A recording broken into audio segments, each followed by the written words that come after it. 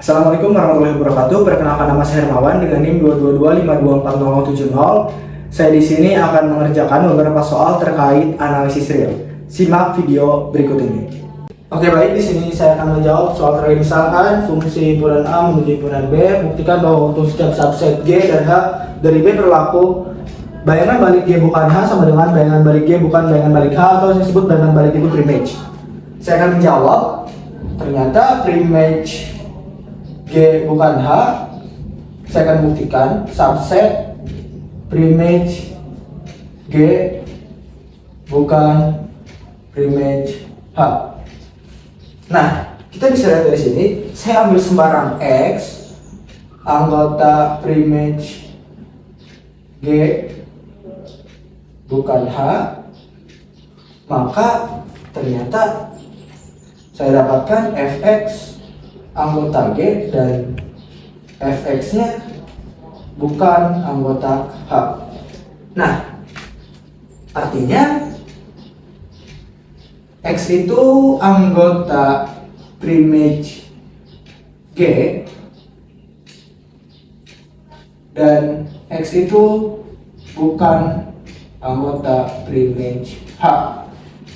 Nah, dari sini saya dapat simpulkan bahwa ternyata X itu anggota preimage G bukan preimage H. Nah, setelah dari sini kita asumsikan lagi, ada X, kita masukkan X sebelah sini, ada X anggota preimage G bukan preimage H.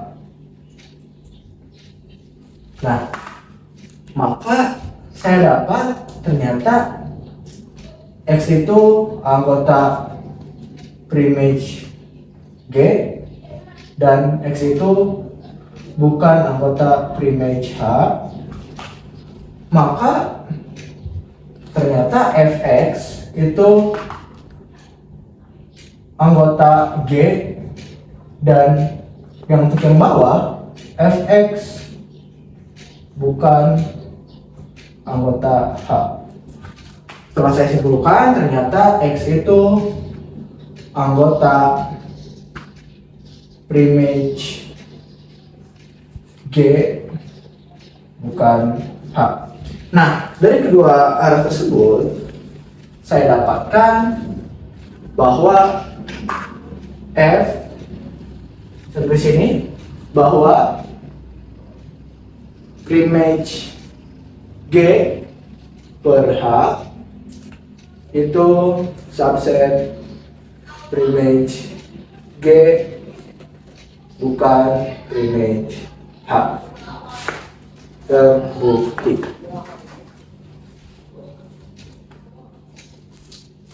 Oke, baik, di sini saya akan melanjutkan terkait tunjukkan bahwa himpunan bilangan rasional memenuhi sifat lapangan tetapi tidak memenuhi sifat kelengkapan.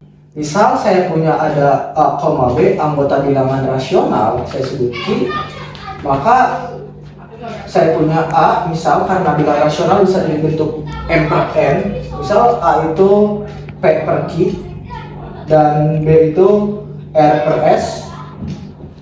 Untuk A, B tidak sama dengan 0. Nah, untuk memilih sifat lapangan kita harus mengetahui dulu 3 sifat, yaitu penjumlahan, perkalian, dan inverse. Yang pertama kita akan perkalian.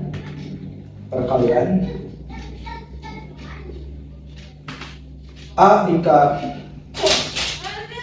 B sama dengan maka PR per QS. Penjumlahan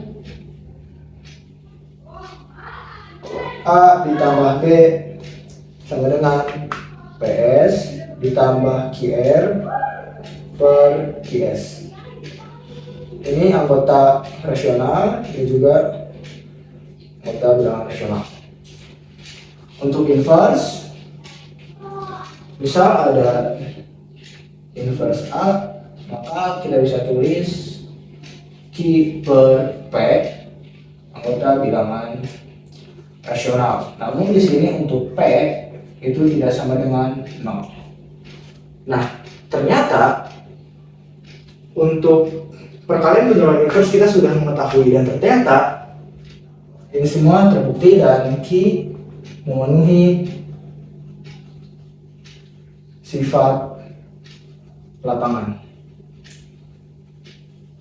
Selanjutnya kita akan menunjukkan bahwa bilangan rasional memenuhi sifat lapangan tetapi tidak memenuhi sifat kelengkapan. Misal saya ada himpunan S dengan ada X anggota bilangan rasional dan X pangkat 2 kurang dari 3. Nah, ternyata ini tuh tidak kosong. Kenapa? Karena kita masih bisa tulis 1 di sini. Ternyata masih ada 1. 1 pangkat 2 kan 1. Itu kurang dari 3. Namun untuk batas atas ternyata kita masih bisa coba. Di sini ternyata batas atasnya misal 2. Masih bisa. Namun secara intuitif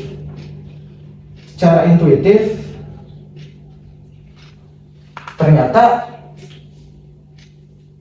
supremum S-nya itu yaitu akar 3.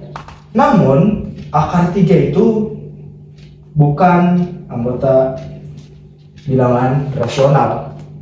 Maka supremum S sub S tidak memenuhi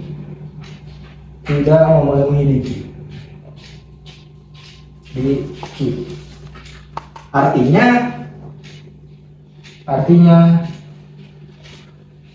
Q tidak memenuhi sifat kelengkapan.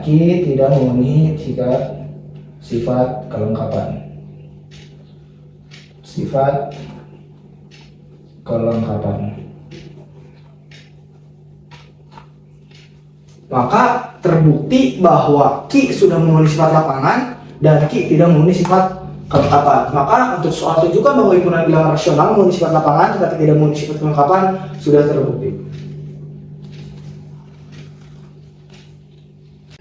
Oke, di sini kita akan melanjutkan pembahasan terkait soal analisis real, yaitu terkait buktikan secara kontradiksi bahwa akar 3 adalah bilangan irasional. Maka akar kontradiksi kita andaikan akar 3 rasional. Jika akar 3 rasional berarti bisa diubah ke bentuk M per N. Maka akar 3 sama dengan M per N, dengan Mn anggota bilangan bulat, dan karena M per N itu bentuk paling sederhana, maka M, N FBB nya 1. Nah, kita fokus ke sini. Maka kita akan menghilangkan akar, maka kita kuadratkan, akan menghasilkan 3 sama dengan M kuadrat per N kuadrat. Maka kita bisa ubah M kuadrat sama dengan 3 kali N kuadrat.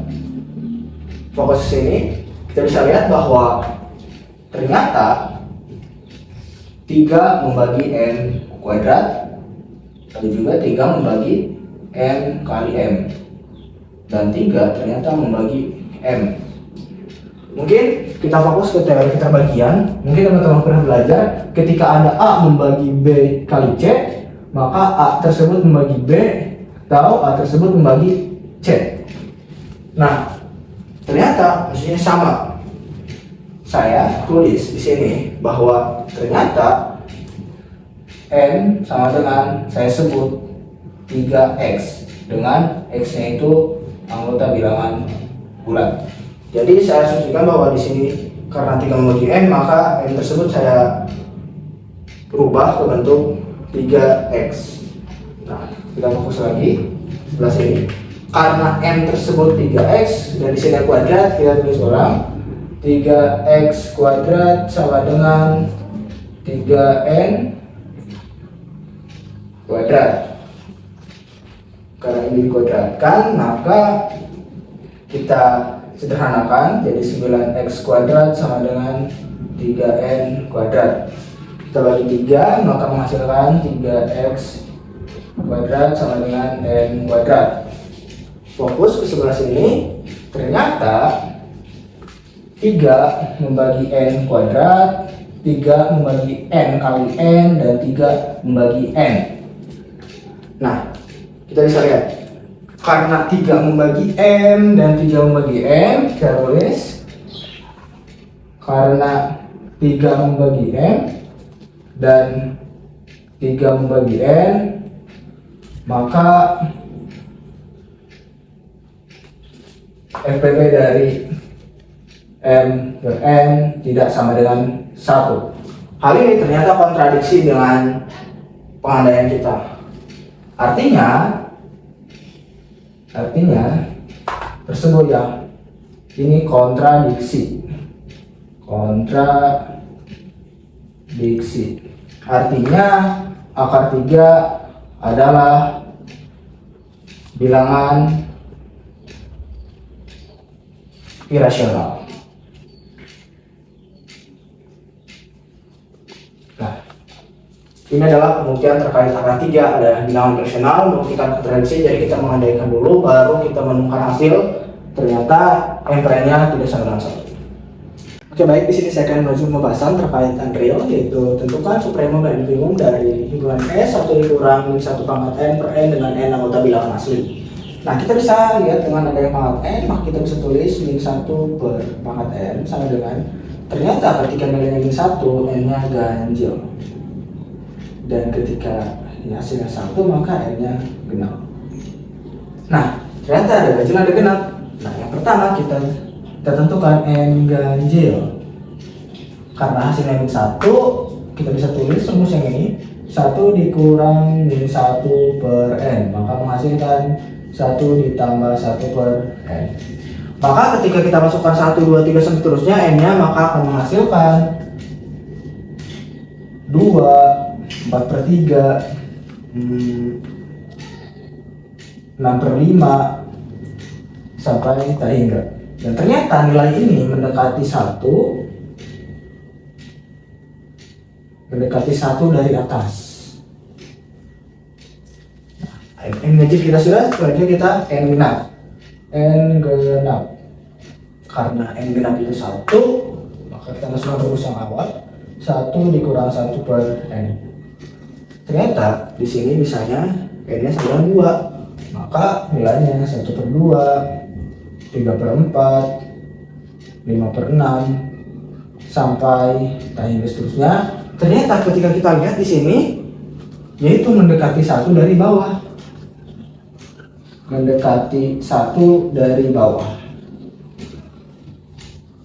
Nah, sekarang kita bisa menentukan nilai supremum dan infimum. Yang pertama kita supremum. Kita menggunakan rumus yang ganjil karena mendekati 1 dari atas, maka 1 dikurang